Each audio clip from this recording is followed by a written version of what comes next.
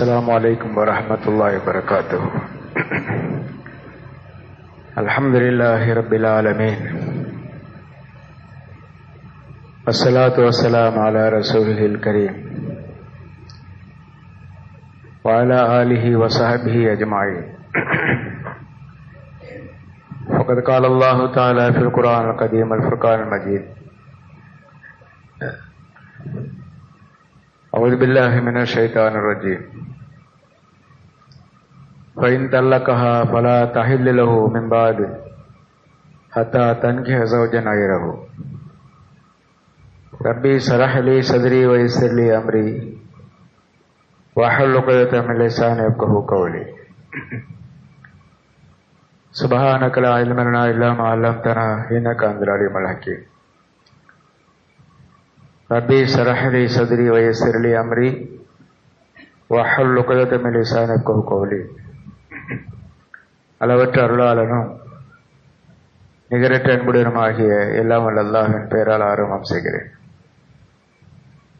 அண்ணலம் பெருமானார் முஹம்மது முஸ்தபா ரசூலுல்லாஹி ஸல்லல்லாஹு அலைஹி வஸல்லம் அவர்கள் மீதும், அவர்களின் குடும்பத்தார்கள், சத்திய தோழர்கள், சஹாபா பெருமக்கள், தாபீன்கள், தபா தாபீன்கள், இமாம்கள், நாதாக்கள், சான்றோர்கள் அத்தனை பேர்கள் மீதும், அனைத்து முஸ்லிம்கள் மீதும், நம் அனைவரின் மீதும் அல்லாஹ்வின் சாந்தியும் சமாதானமும் உண்டாகட்டுமாக. அன்புக்குரிய இஸ்லாமிய சகோதரர்களே, அல்லாஹு ஜல்ல ஷானஹு தஆலா மனித சமூகம் இந்த உலகிலே சிறப்பாக வாழ வேண்டும் என்பதற்காக வேண்டி பல்வேறுபட்ட காலகட்டங்களில் அந்தந்த காலத்து மனிதர்களுடைய மனோநிலைக்கு ஏற்ப இறை சட்டங்களை அவன் இறக்கி வைத்து அந்தந்த காலத்து தூதர்களின் மூலம் அவர்களுக்கு வழிகாட்டி இருக்கிறான். மனிதனுடைய தோற்றத்திலே இருந்து இன்று வரையிலும் இதற்கு பிறகும் அவனது வாழ்வு ஒரே மாதிரியாக அமைவதில்லை. ஒரு காலத்து மனிதர்களது விருப்பங்களும் உணர்வுகளும் ஆகாதவைகள் எல்லாம் பிற்காலத்தில் உள்ள மனிதர்களால் அது மாறுபாடாக அமைந்திருக்கின்றன. ஒரு காலத்திலே உள்ள நடைமுறைகள் அதற்கு அடுத்த காலங்களிலே ஏற்றுக்கொள்ளப்படுவதில்லை. நாமே பார்க்கிறோம், நமது முன்னோர்களாகிய ஒரு தலைமுறைக்கு முன்னால் உள்ளவர்கள் அவரிடத்திலே இருந்த எத்தனையோ பழக்க வழக்கங்கள் எல்லாம் நமக்கு முட்டாள்தனமாக தோன்றுகின்றன. எத்தனையோ விஷயங்களும் எத்தனையோ உணர்வுகளும் நமக்கு இப்போது நம்மால் ஏற்றுக்கொள்ள முடியாது. அதுபோல் ஒவ்வொரு காலத்திலும் மனிதர்களது குணங்களும் அவர்களது உணர்வுகளும் அவர்களது விருப்பங்களும் வெவ்வேறு விதமாக இருந்திருக்கின்றன. அப்போ ஒரே மாதிரியான சட்டங்களை அல்லாஹ் கொண்டு வந்தான் என்று சொன்னால் அது அடுத்த காலத்திற்கு பொருந்தாததாக ஆகிவிடும். எனவே அந்தந்த நபிமார்களின் மூலம் அந்தந்த காலத்து மக்களுக்கு தகுந்தாற் போல அதற்கு தேவைக்கேற்ப அல்லாஹ் சட்டங்களை இறக்கி வைத்திருக்கிறான். அதற்கு அடுத்து அதை மாற்றமும் செய்திருக்கிறான். நமது நாயகம் ரசூலுல்லாஹி ஸல்லல்லாஹு அலைஹி வஸல்லம் அவர்களுடைய அந்த சட்டங்கள் இறுதி காலம் வரைக்கும் பொருந்தக்கூடியவை, மாற்றம் செய்ய முடியாதவையாக அல்லாஹ் அமைத்து விட்டான். முன்னால் உள்ள விஷயங்கள் எல்லாம் நடைமுறையெல்லாம் கவனித்த அல்லாஹ் தஆலா அதற்கு பின்னால் வரும் காலத்திலே, கடைசி காலத்திலே வருகின்ற மக்களுக்கு மத்தியில் எல்லா விதமான விஷயங்களையும் அறிந்து உணர்ந்து எல்லா விஷயமான நடைமுறைகளையும் உணர்வுகளையும் கவனித்து அல்லாஹ் பொதுவான சட்டங்களை பெருமானார் ஸல்லல்லாஹு அலைஹி வஸல்லம் மூலமாக கடைசி நபியாக கடைசி சமூகமாக அல்லாஹ் நமக்கு அந்த சட்டங்களை வழங்கி இருக்கிறான். இனி இதிலே மாற்றம் கிடையாது.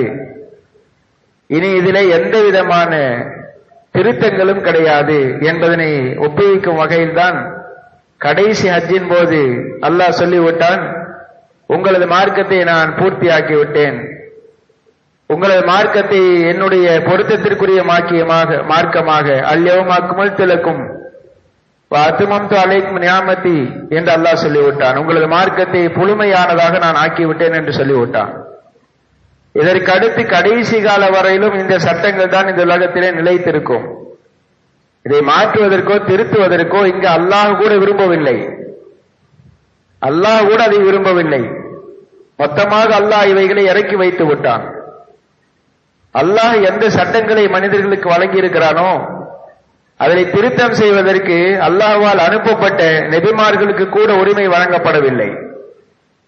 அல்லாஹ்வால் ஏற்படுத்தப்பட்ட நடைமுறைகளை சட்ட திட்டங்களை அந்த வழிமுறைகள் எல்லாம் மாற்றுவதற்கு நபிமார்களுக்கு கூட அதிகாரம் வழங்கப்படவில்லை. அப்படி இருக்கிற போது சாதாரண மக்களுக்கு அந்த அனுமதி இருக்குமா, அங்கீகாரம் இருக்குமா என்று யோசிக்க வேண்டும்.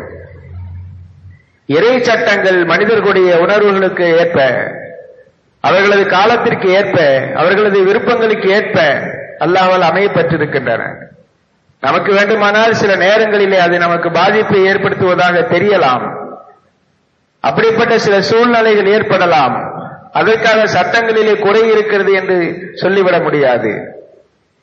இஸ்லாத்திலே திருமணம் என்பது மனித வாழ்க்கைக்கு மிக மிக அவசியமான ஒன்று. திருமணத்தின் மூலம்தான் மனிதன் என்ன செய்ய முடியும்? பயன் அடைய முடியும், கண்ணியமான வாழ்வு வாழ முடியும். இந்த உலகத்திலே மதிப்பு மிக்கவனாக, சிறப்பிற்குரியவனாக அவனை வாழ்வை அமைத்துக் கொள்ள முடியும். அந்த திருமணத்தை பற்றி அல்லாஹ் அதைக்குரிய வழிமுறைகள் எல்லாம் சொல்லிவிட்டு, கணவன் மனைவியாக இல்லறத்திலே இணைகிறவர்கள் அவர்களுக்கு மத்தியிலே எல்லாரும் ஒரே மாதிரியாக இருக்க மாட்டார்கள். ஒவ்வொரு மனிதனுடைய உணர்வும் ஒவ்வொரு விதமாக இருக்கும். எனக்கு எது பிடிக்கிறதோ அது அடுத்தவருக்கு பிடிக்காது. நான் விரும்புவற்றை மற்றவர் விரும்புவதில்லை. அதுபோலத்தான் கணவன் மனைவிக்கு மத்தியிலும் அவர் ஒன்றை விரும்புவார், இவர் அதை வெறுப்பாள். அவள் ஒன்றை நேசிப்பால், இவர் அதனை வெறுப்பார். இதுதான் மனித உணர்வுகள் என்பது வேறுபட்டது, பல்வேறுபட்டது. இந்த உணர்வுகள் வேறுபடுகிற போது சில நேரங்களிலே பிரச்சனைகள் ஏற்படலாம், சில சந்தர்ப்பங்களிலே சண்டைகளும் சச்சரவுகளும் ஏற்படலாம். இது மனித இயற்கைக்கு உகந்தது, மனித இயற்கைக்கு உள்ளதுதான். யாருமே பிணக்குகள் இல்லாமல், சச்சரவு இல்லாமல் இந்த உலகத்திலே வாழவே முடியாது. எப்படிப்பட்ட மனிதனாக இருந்தாலும் சரி. ஒரு குடும்பம் நல்ல ஒற்றுமையாக வாழ்ந்தது என்று யாராயிலும் கேள்விப்பட்டிருக்கிறீர்களா? அண்ணன் தம்பிகளாக இருப்பவர்கள் திருமணம் முடிக்கிற வரையிலும் ஒற்றுமையாக இருந்தாலும் கூட திருமணத்திற்கு பிறகு அவர்களுக்கு மத்தியிலே பிணக்குகள் நிச்சயம் உண்டாகும். அந்த பிணக்குகள் எந்த அளவுக்கு என்று சொன்னால், எவ்வளவு நெருக்கமாக இருந்தார்களோ அதை விட பன்மடங்கு அவர்களை தூரமாக்கிவிடும், இடைவெளி உண்டாக்கிவிடும். கடைசியில அண்ணன் ஒருத்தன் இருக்காங்க, பார்த்து பல வருஷம் ஆயிடுச்சு என்று சொல்லுகிற அளவில் தான் இருக்கிறது. அப்ப பிணக்குகள் சச்சரவுகள் இல்லாமல் வாழ்க்கை கிடையாது.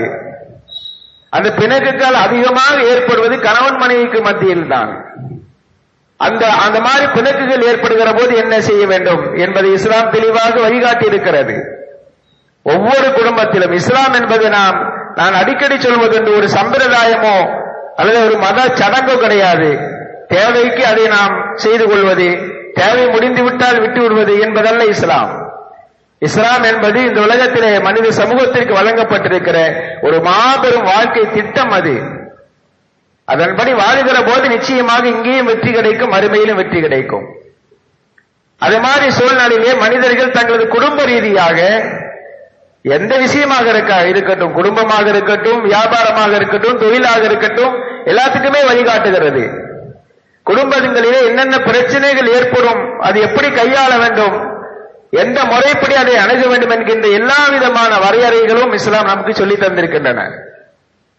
நம்மிடத்திலே இருக்கிற மிகப்பெரிய பலகீனம் என்ன தெரியுமா? எந்த விஷயத்தை பற்றியும் நாம் அறிய மாட்டோம். திருமணம் முடிக்கிறோமா, அதை பத்தி என்னன்னே நமக்கு தெரியாது. இல்லறம்னா என்னன்னே தெரியாது, உள்ளே நுழைந்து விடுவோம். அதுக்கு பிறகு தாறுமாறான போக்கு நமக்கு மிகப்பெரிய சங்கடத்தையும் கவலையும் உண்டாக்கிவிடும். ஒவ்வொரு மனிதரும் திருமணம் முடிப்பதற்கு முன்னாடியே திருமணத்தை பற்றி அறிந்து கொள்ள வேண்டும், இல்லற சட்டங்களை பற்றி தெரிந்து கொள்ள வேண்டும். ஒரு மனைவிக்கு செய்ய வேண்டிய கடமைகள் என்ன என்பதனை நன்கு அறிந்து கொள்ள வேண்டும். அதெல்லாம் தெரியாமல் உள்ளே நுழைந்து விடுகிறோம். கடைசியில் ஏதாவது பிரச்சனை வருகிற போது அங்கே என்ன செய்கிறது? நமது மனம் நம்மை அதை என்ன சொல்வார்கள், ஒரு மிகப்பெரிய அளவிலே நம்மை கொண்டு நிறுத்தி விடுகிறது. இந்த நிலை இருக்கக்கூடாது. இதற்காகத்தான் எல்லாத்தையும் படிக்க வேண்டும். தொழுகைக்காக எப்படி தொழுவதற்கு முன்னால் தொழுகையினுடைய சட்டதிட்டங்களை படிப்பது அவசியமோ, அதுபோல திருமணம் ஆவதற்கு முன்னாலேயே திருமணத்தை பற்றிய சட்டதிட்டங்களை அறிந்து வைத்திருக்க வேண்டும். அதுபோலத்தான் விவாகரத்து வருகிறது. விவாகரத்தை குறித்த விஷயங்களை, சட்டதிட்டங்களை அறிந்துதான் அதை செய்ய வேண்டும், உடனடியாக செய்துவிடக்கூடாது. இன்றைக்கு இருக்கிற அரசாங்கம் இஸ்லாமியர்கள் மீது மிகப்பெரிய அளவிலே கழுத்தை பிடித்து நெருக்குகின்ற அளவிலே தன்னுடைய இரும்பு பிடியை இங்கே கனமாக பிடித்திருக்கிறது. இதற்கு என்ன காரணம் தெரியுமா? நமது செயல்பாடுகளில் உள்ள தவறுகள் தான். நிக்காஹ் என்று வருகிற போது பள்ளிவாசலுக்கு வருகிறோம், நிக்காஹ் செய்து கொடுங்கள் என்று கேட்கிறோம். ஜமாத்தார்களும் குறிப்பிட்ட நேரத்திலே குறிப்பிட்ட தினத்திலே வந்து நிக்காஹ் ஒப்பந்தத்தை சரியாக முடித்து கொடுத்து விடுகிறார்கள். விவாகரத்து என்று வருகிற போது பள்ளிவாசலுக்கு வருவதில்லை.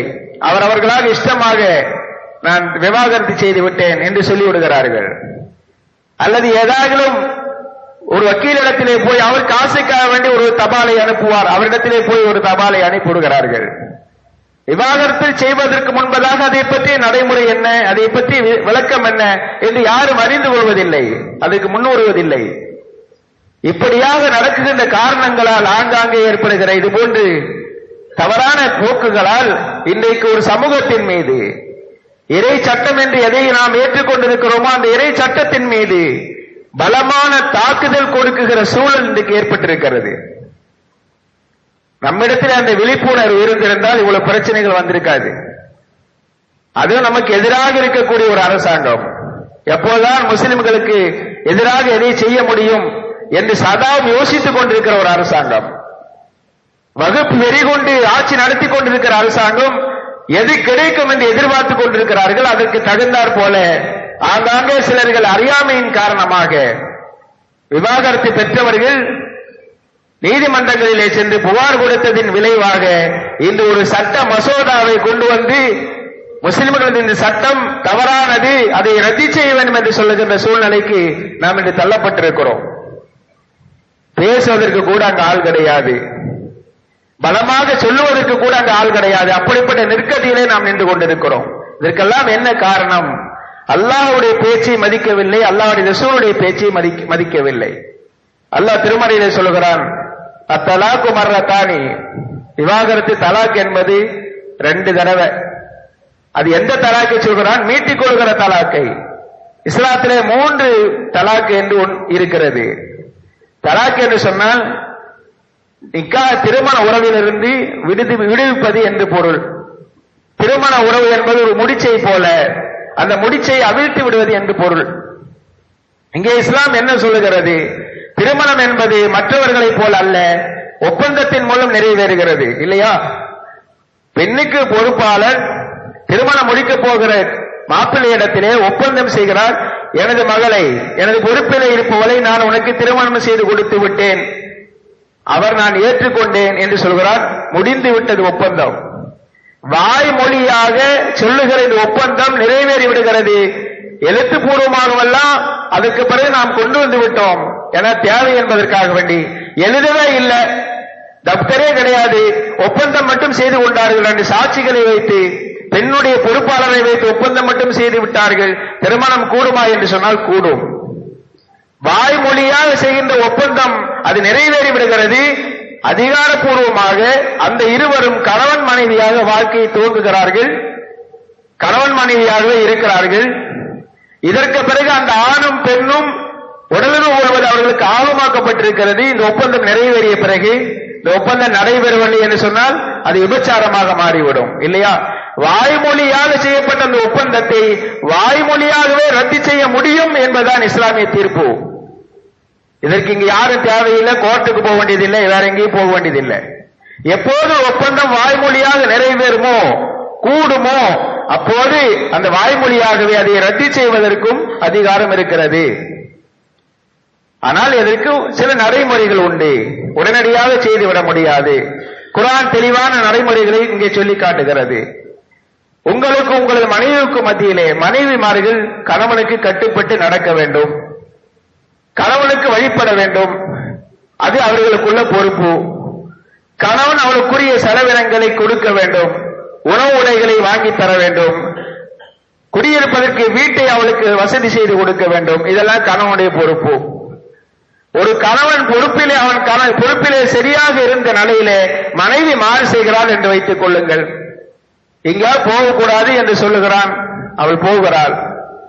பெருமானார் ஸல்லல்லாஹு அலைஹி வஸல்லம் சொல்லி காட்டினார்கள், ஒரு மனைவி தான் படுக்குகின்ற ஒரு படுக்கையில அந்நிய நபரை உட்கார வைக்க கூடாது என்பது இஸ்லாமிய சட்டம்.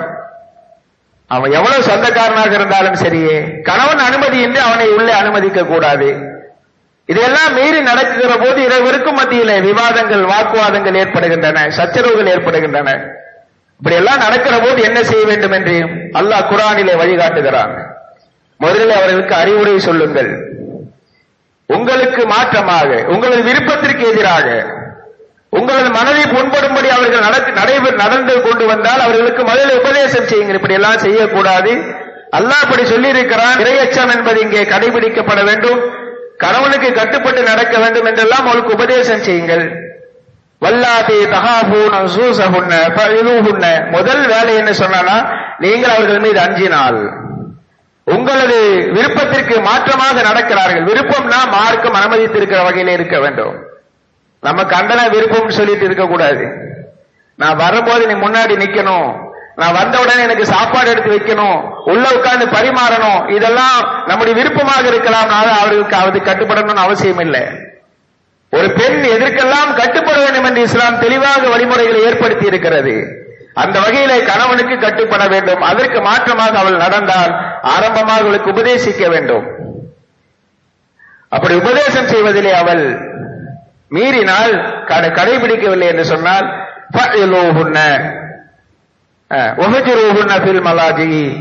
படுக்கையிலே அவளை நீங்கள் தள்ளி வையுங்கள். எப்படி தள்ளி வைக்கணும் சொன்னா, வேற வீட்டுக்கு உங்க மாமா உங்க வாப்பா வீட்டுக்கு போறதுனால அனுப்பக்கூடாது. அவளை தன்னுடைய அறையிலேயே தன்னுடைய பெட்டிலேயே படுத்திருப்பால்.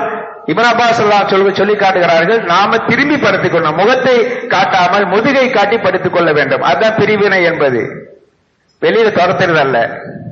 இப்படி படுக்கையிலே பிரித்து வைப்பது இது அவர்களுக்கு மிகப்பெரிய சங்கடத்தை ஏற்படுத்தும், மிகப்பெரிய கவலையை ஏற்படுத்தும். அவள் திருந்துவதற்கு வாய்ப்பு உண்டு.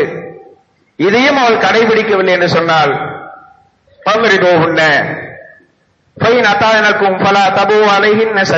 லேசாக அவர்களை அடிக்க வேண்டும். அடிக்கலாம், தாறுமாறா மாட்டை போட்டு அடிக்கிற மாதிரி அடிக்க கூடாது. பெருமானார் அவர்கள் சொல்லி காட்டுவார்கள், அடிமைகளை அடிப்பது போன்று அடிக்காதீர்கள், லேசாக அடிக்க வேண்டும். லேசாக அடிக்கணும், காயம் படுகின்ற அளவுக்கு அடிக்க கூடாது, லேசாக அடிக்க வேண்டும். அந்த அடி மிகப்பெரிய பாரத்தை ஏற்படுத்துவதாக அமைந்து விடக்கூடாது. அது மாதிரி அடிக்கலாம். பெருமானார் ஸல்லல்லாஹு அலைஹி வஸல்லம் அவர்கள் ஆரம்பத்தில் பெண்களை அடிக்க கூடாதுன்னு சொல்லி இருந்தாங்க, மனைவிமார்கள் எல்லாம் அடிக்க கூடாதுன்னு சொல்லி இருந்தாங்க. உமர் ரலியல்லாஹு தஆலா அன்ஹு வந்து ரசூலுல்லாஹ் அவர்களிடத்தில் புகார் சொன்னார்கள், யா ரசூலுல்லாஹ், நீங்க வந்து மனைவிமார்கள் அடிக்க வேண்டாம்னு சொல்லிட்டீங்க, அவங்க ரொம்ப மீறி போறாங்க. சில நேரங்களிலே ஆண்களை மதிக்காமல் பேசி விடுவார்கள், உணர்ச்சி வசப்பட்டு பேசி விடுவார்கள், ரொம்ப கோபத்தை தூண்டுகின்ற அளவுக்கு பேசி விடுவார்கள். இது மாதிரிலாம் நடக்கிறது. யாரும் சொல்லலாம், நீங்க வேணா அடிக்க வேணான்னு தடை செய்துட்டீங்களே அப்படின்னு சொன்ன போது ஸல்லல்லாஹு அலைஹி சொன்னார்கள், சரி லேசா அடிங்க அப்படின்னு சொன்னாங்க. லேசா அடிங்க சொன்னதுதான் தாமதம். அவங்க இஷ்டத்துக்கு அடிக்க ஆரம்பிச்சுட்டாங்க. இப்போது என்ன செய்தார்கள், பெண்கள் எல்லாம் ரசூலுல்லாஹ்வுடைய வீட்டை சுற்ற ஆரம்பித்து விட்டார்கள். அவருடைய மனைமார்களிடத்திலும் மற்றவர்களிடத்திலும் புகார் கொடுக்க ஆரம்பித்து விட்டார்கள். ரசூலுல்லாஹ் அடிக்க சொன்னாங்களாமே, எங்க கணவன்மார்கள் எங்களை அடிக்கிறார்கள் அப்படின்னு சொன்ன போது பெருமானார் ஸல்லல்லாஹு அலைஹி வஸல்லம் ஒரு நேரம் எல்லாருமே ஒன்றாக இருந்திருக்கிற போது மிம்பர்படியின் மீது ஏறினார்கள். பெண்களை அடிக்க வேண்டாம் என்று சொன்னேன், அடிக்க கூடாது, அடிக்கக்கூடாது. உங்களிலே பெண்களை அடிப்பவர்கள் சிறந்தவர்கள் அல்ல என்று சொன்னார்கள். முகம்மதின் வீட்டாரிடத்திலே பெண்கள் வந்து புகார் கொடுத்துக் கொண்டிருக்கிறார்கள், தங்களுடைய கணவன்மார்கள் அடிப்பதாக. உங்களிலே பெண்களை அடிப்பவர்கள் சிறந்தவர்கள் அல்ல என்று சொன்னார்கள். அப்ப அந்த மாதிரி அடிக்கக்கூடாது. அவர்கள் திருந்துவதற்காக லேசான ஒரு அடி அடிக்கலாம். பையனத்தானுக்கும் அதிலே அவர்கள் கட்டுப்பட்டு விட்டால் பலா தபு அலைஹின்ன சபீலா, அவர்கள் மீது வேறு விதமான புகார்களை நீங்கள் தேடாதீர்கள், அல்லாஹ் சொல்லி காட்டுகிறான். அப்ப மூன்றாவது முறைதான் லேசாக அடிப்பது. நான்காவது முறை ஒன்று இருக்கிறது, அதற்கும் அவர்கள் கட்டுப்படவில்லை என்று சொன்னால், வை நிகழ்த்தும் சினாக பைனிஹிமா ஃபபாஹு ஹக்கமம் மின் அஹ்லிஹி வ ஹக்கமம் மின் அஹ்லிஹா, அதற்கும் அவர்கள் கட்டுப்படாவிட்டால் நீங்கள் உங்களது குடும்பத்திலே உள்ள ஒருவரையும் அந்த பெண்ணுடைய சார்பாக ஒருவரையும் அழைத்து இரண்டு பேர்களையும் நடுவர்களாக வைத்து ரெண்டு பேரும் சமாதானம் செய்கின்ற வேலையிலே ஈடுபடுங்கள். பள்ளிவாசலுக்கெல்லாம் வரக்கூடாதுன்னு சொல்லலாம் சொல்றாங்க. இத்தனை விஷயங்கள் அல்லாஹ் குர்ஆனிலே சொல்கிறான். முதல்ல உன்னால் என்னெல்லாம் முடியுமோ எல்லாத்தையும் முடி. எல்லாம் என்ன உன்னுடைய சொந்த விஷயம், குடும்ப விஷயம், எந்த அளவுக்கு அதை பாதுகாப்பாக நகர்த்திக்கு போக முடியுமோ அந்த அளவுக்கு எல்லாத்தையும் முடிச்சுது. அதற்கு மேல கட்டுப்படலைன்னு சொன்னா மட்டும் குடும்பத்தார்களிலே உள்ள பெரியவர்களை எங்க 2 பேரும் பிரிஞ்சிருவோமோ, இந்த சச்சரவுகள் பலமாக போய்விடுமோ என்று அஞ்சினால் குடும்பத்தார்களிலே உள்ள பெரியவர்களை 2 பேர்களையும் வைத்து அவர்களை தீர்ப்புக்கு கட்டுப்படுங்கள். அந்த 2 பேர்களும் சேர்ந்து நீங்கள் சேர்ந்து வாழ்வதுதான் நல்லது என்ற நிலைக்கு வந்துவிட்டால் அல்லாஹ் உங்களிலே 2 பேத்துக்கும் மத்தியிலே ஒற்றுமை ஏற்படுத்துவான் என்று அல்லாஹ் சொல்லுகிறான். அப்படியும் அதற்கு பிறகும் பிரச்சனை என்று வருகிற போதுதான் 6வதாக என்ன செய்ய வேண்டும், 5வதாக ஒரு தலாக் சொல்ல வேண்டும் மிரட்டுவதற்காக. அது எப்ப சொல்லணும்னு சொன்னா, அவர்கள் மாதவிடாயிலிருந்து சுத்தமான பிறகு அவரிடத்திலே உறவு வைத்துக் கொள்வதற்கு முன்னதாகவே ஒரு தலாக் சொல்லிவிட்டு அவர்களை நம்ம வீட்டிலேயே இத்தாவிலே வைக்க வேண்டும். ஒரு தலாக்குக்கு 3 மாத காலம் இத்தா இருக்க வேண்டும். இத்தாவுக்காக வைக்கணும். இந்த இந்தாவுடைய இந்த 3 மாத காலத்திலே 2 பேரும் மனம் வருந்தி வருத்தப்பட்டு திருந்தி இனி எதானாலும் சகிச்சு போயிடலாம் என்று சொல்வதற்கு வாய்ப்பு இருக்கிறது. அல்லாஹ் அவர்களுக்கு மத்தியிலே ஒற்றுமை ஏற்படுத்தலாம். எனவே ஒரு தலாக்கு மட்டும் விட்டு 3 மாதத்திற்குள்ளே திருப்பி விட வேண்டும். அப்படி 3 மாதம் கழித்து விட்டால் பிரிவினை ஏற்பட்டு விடும். இப்போது இந்த 2 பேர்களுக்கு மத்தியிலே திரும்ப 6 மாதமோ ஒரு வருடமோ கழித்து 2 பேரும் சேர்ந்து வாழலாம் என்று முடிவெடுத்தால் புதிதாக நிக்காஹ் செய்து வைத்து 2 பேரும் சேர்ந்து வாழலாம், கணவன் மனைவியாக வாழலாம். இதற்கு பிறகும் பிரச்சனை என்று சொன்னால் 2வது முறை ஒரு தலாக், அதுவும் இப்படித்தான். தலாக் விடுகின்ற காலத்திலே அந்த இத்தாவுக்கு இருக்கக்கூடிய காலத்திலே இத்தாவுக்குள்ள அந்த காலத்திலே கணவன் மனைவிக்குரிய செலவினங்களை கொடுக்க வேண்டும், கணவன் வீட்டிலே இருக்க வேண்டும். பிரச்சனைகள் வரும் என்று இருந்தால் அப்ப என்ன செய்யலாம், வேற வீட்டுல என்ன செய்யலாம், உட்கார வைக்கலாம். அவங்க தாயார் வீட்டிலேயோ மற்றொரு வீட்டிலேயோ இருக்க வைக்கலாம். பெருமானார் ஸல்லல்லாஹு அலைஹி வஸல்லம் காலத்திலே ஒரு பெண்ணை ஒருவர் தலாக்கு சொல்லிவிட்டார்.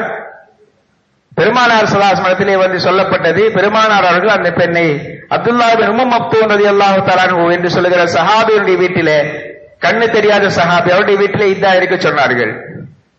அன்னை ஆயிஷா ரலியல்லாஹு அன்ஹா விளக்கம் சொல்கிறார்கள், அந்த பெண்மணி அவருக்கும் அந்த கணவருடைய வீட்டுக்காருக்கும் பெரிய பிரச்சனை இருந்தது.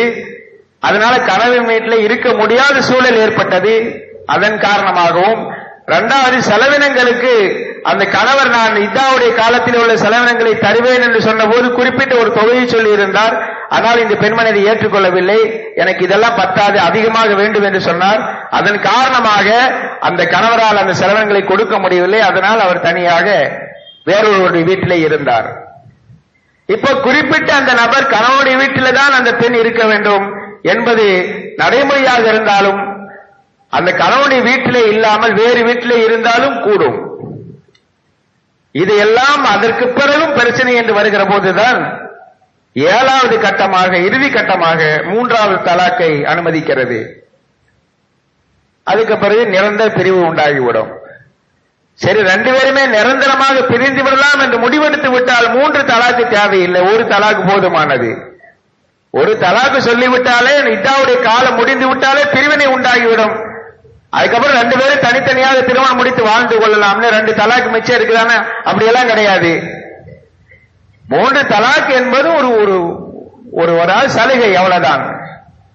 இப்ப இதை என்ன செய்கிறோம் என்று சொன்னால், எடுத்த உடனே 3ஐ ஒன்னா சொல்லிடுறது. அல்லாஹ் இப்படி நடைமுறையை சொல்லி தந்திருக்கிறான். இந்த நடைமுறைக்கு மீறி ஒருவர் செயல்படுகிறார் என்று வைத்துக் கொள்ளுங்கள். எடுத்த உடனே தலாக்கு சொல்லிட்டார், 3 தலாக்கு ஒன்றாக சொல்லிவிட்டார். தலாக்கு நிகழ்ந்து விடுமா என்று சொன்னால் நிகழ்ந்து விடும். மார்க்க சட்டம் அதைத்தான் சொல்லுகிறது. இங்க அவங்க அதையெல்லாம் கடைபிடிக்கலையே, இப்படி எல்லாம் அல்லாஹ் சொல்லி இருக்கிறான், அதையெல்லாம் மீறிட்டாங்களே அப்படின்னு சொன்னா அதெல்லாம் இல்லைங்க. மீறினாலும் 3 முறை ஒருவன் தலாக்கை பிரயோகித்து விட்டால் விவாகரத்து உண்டாகிவிடும், பிரிவினை, நிரந்தர பிரிவினை ஏற்பட்டுவிடும். அதற்கு பிறகு என்ன செய்ய வேண்டும் என்று அல்லாஹ் சொல்லுகிறான், பைன் தல்லகஹா, அப்படி 3 தலாக் சொல்லப்பட்டு விட்டால் ஃபலா தஹில்லு லஹு, அந்த பெண் அந்த கணவனுக்கு ஹலாலாக ஆக மாட்டாள், ஆகுமானவளாக ஆக மாட்டாள்.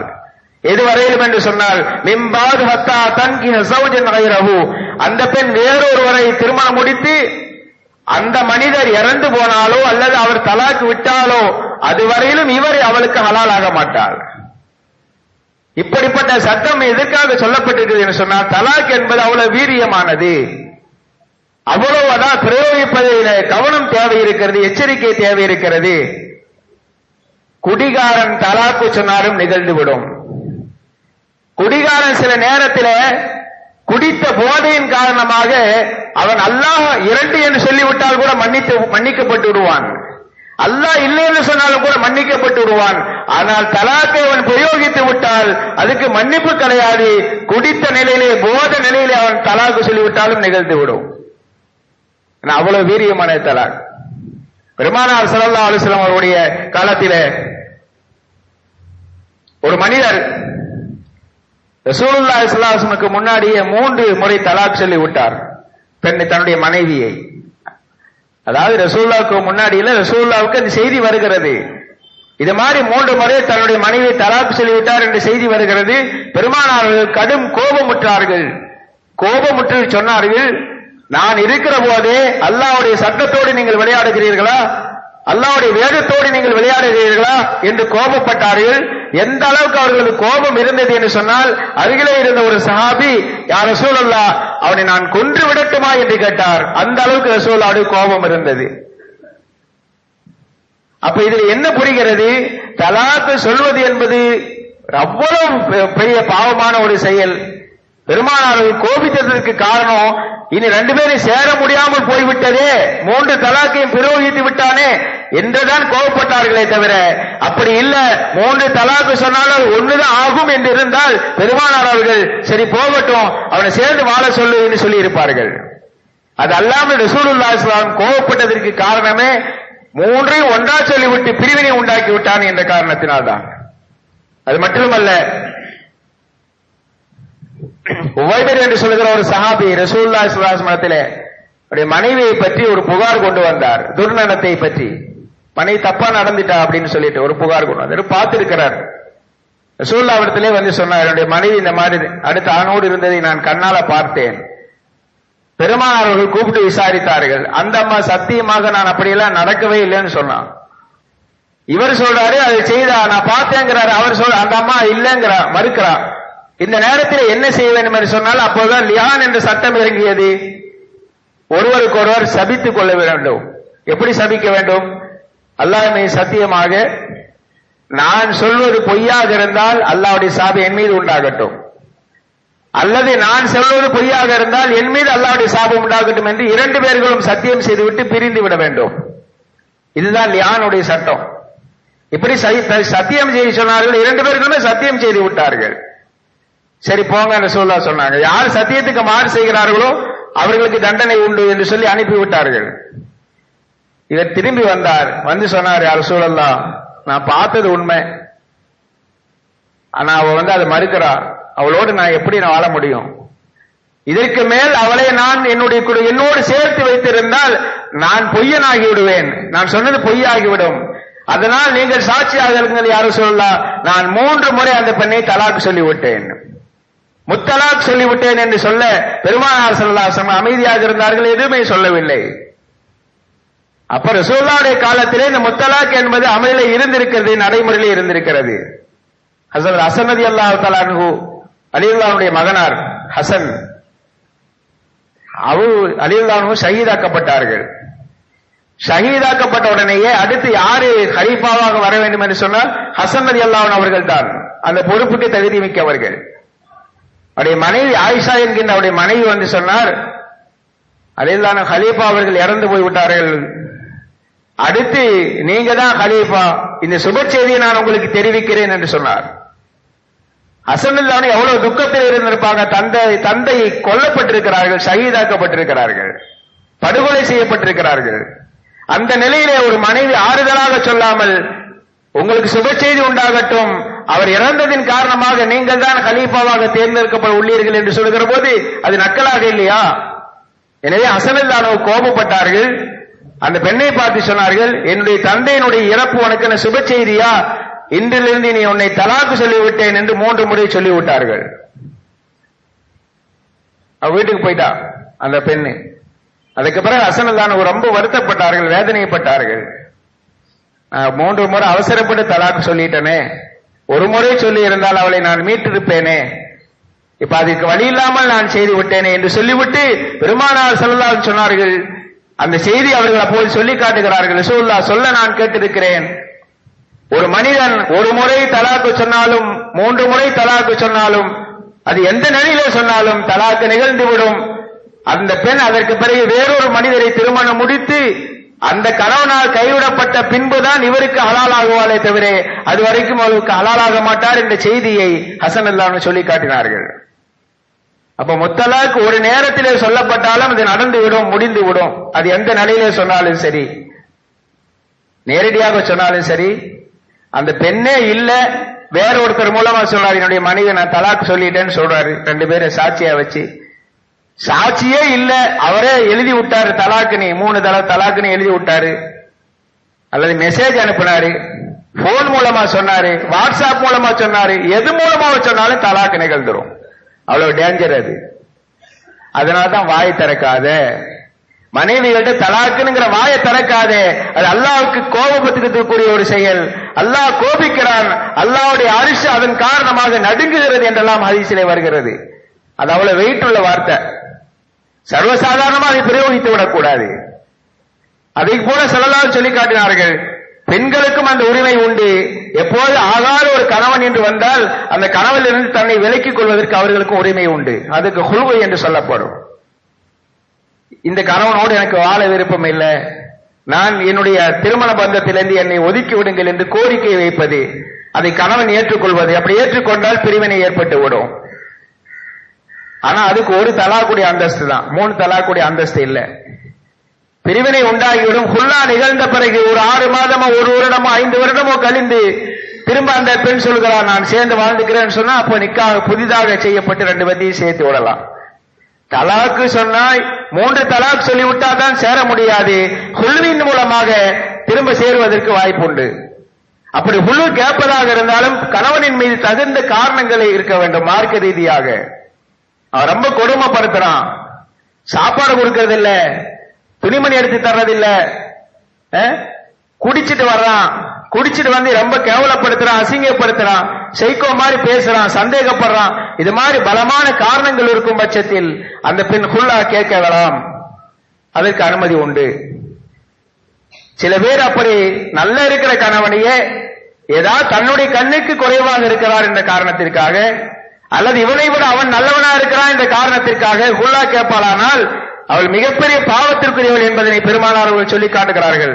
ஐயு மம்ராத்தி ஸஅலத் ஸௌஜஹா மின் கைரி மா பஅஸின், எந்த ஒரு பெண் தன்னுடைய கணவன் மீது எந்த குற்றமும் இல்லாத நிலையிலே என்னை மனவிடுதலை செய்துவிடு என்று கேட்டால் வஹராமுன் அலைஹா ராஹியத்துல் ஜன்னah, சுவனத்துடைய வாடையை நுகர்வது அவளுக்கு ஹராமாக்கப்பட்டிருக்கிறது, தடுக்கப்பட்டிருக்கிறது. அந்த வாடை கூட அவள் நுகர முடியாது. இப்ப நல்ல இருக்கிற குடும்பங்களிலே இது மாதிரியான பிரச்சனைகள் சச்சரவுகள் வந்துவிடக் கூடாது. அதே நேரத்திலே சச்சரவுகள் வரும் குடும்பம்னு சொன்னா ஒரு எல்லாத்துக்கும் தெரியும் தானே. எந்த குடும்பத்திலே எந்த கணவன் மனைவி பத்தியிலே பிரச்சனைகள் இல்லாமல் இருக்கிறது? எல்லாத்துக்கும் ஏதாவது ஒரு பிரச்சனை இருக்கும், சின்னதாகவோ பெரிதாகவோ. அதை பொறுத்து கொள்ள வேண்டும், அனுசரிக்க வேண்டும். பெருமானார்கள் அதைத்தான் நமக்கு கடைசி ஹஜ்ஜின் போது கூட நமக்கு தெளிவுபடுத்தி இருக்கிறார்கள். பெண்கள் விஷயத்திலே கவனமாக இருங்கள். இதெல்லாம் வரும், ரசூலுல்லாஹ்வுக்கு தெரியும்.